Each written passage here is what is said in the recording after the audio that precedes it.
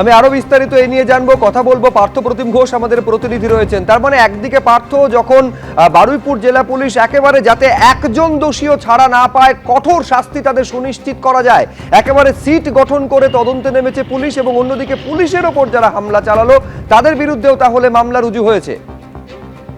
স্পষ্ট বার্তা দেয় পুলিশ সেখানে দাঁড়িয়ে, পুলিশের একজন আইজি পদমর্যাদার অফিসার একবারে স্পষ্ট বার্তা দেয় স্থানীয়দের, যেখানকার উত্তেজিত জনতা তাদের উদ্দেশ্যে, যে একজন কাউকেও ছাড়া হবে না এবং প্রত্যেককে যে দৃষ্টান্তমূলক শাস্তি দেওয়া হয় সেই ব্যবস্থা কিন্তু করা হবে। মুখ্যমন্ত্রী শুভেন্দু অধিকারী তিনিও ফোন করেছিলেন, গোটা বিষয় একেবারে স্থানীয়দের যারা ছিলেন তাদের সামনে একবারে আইজি পদমর্যাদার অফিসার তিনি কিন্তু এই কথা ঘোষণা করেন।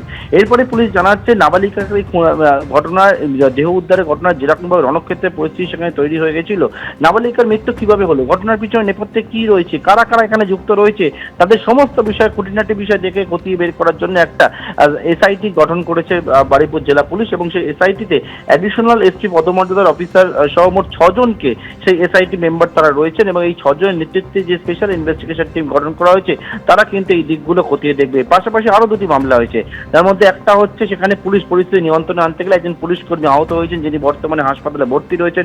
পুলিশের গাড়িতে ভাঙচুর করা হয়েছে, সরকারি সম্পত্তি নষ্ট করা হয়েছে, এইটাতে কিন্তু একটা এফআইআর হয়েছে। পাশাপাশি একজনকে সন্দেহের বশে, এক অভিযুক্ত হিসাবে সন্দেহের বশে তাকে সেখানে গণপিটুনি দেওয়া হয়, এবং ঘটনাস্থল থেকে তাকে কোন রকম উদ্ধার করে পুলিশ যখন হাসপাতালে নিয়ে যায় চিকিৎসকরা মৃত বলে জানায়। এই ঘটনাতেও আরো একটা এফআইআর হয়েছে। পুলিশ জানাচ্ছে সমস্ত দিক তারা খতিয়ে দেখছে, ইতিমধ্যে রেড করছে, এবং যারা যারা এই ঘটনার সঙ্গে যুক্ত রয়েছে তাদের তল্লাশি হচ্ছে। একজনকে ইতিমধ্যে নাবালিকার মৃত্যুর ঘটনায় গ্রেফতার করা হয়েছে, এবং তার কিন্তু এই গোটা ঘটনা সম্পর্কে তার যুক্ত থাকা একটা প্রমাণ পেয়েছে, এবং পুলিশ জানাচ্ছে বাকিদের খোঁজও তল্লাশি চলছে।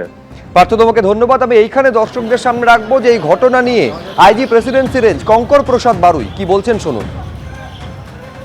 অ্যাকচুয়ালি এখানে একটা ঘটনা ঘটেছে, আমরা পুরো ব্যাপারটা খতিয়ে দেখছি।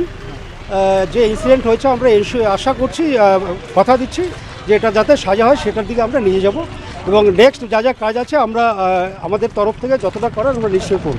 কতজন ইনভেস্টিগেশন আমরা দেখে নিচ্ছি, পরে বলে নিচ্ছি, রেড চলছে, আমরা সবাইকেই ধরবো যারা যারা এই কেসে ইনভলভ আছে। আচ্ছা, পুলিশের কতজন ইনজুর্ড হয়েছে পুলিশ পার্সোনাল? ওটা আমি খোঁজ নিয়ে জানাচ্ছি। কটা গাড়ি? আমি জানাচ্ছি, খোঁজ নিয়ে জানাচ্ছি।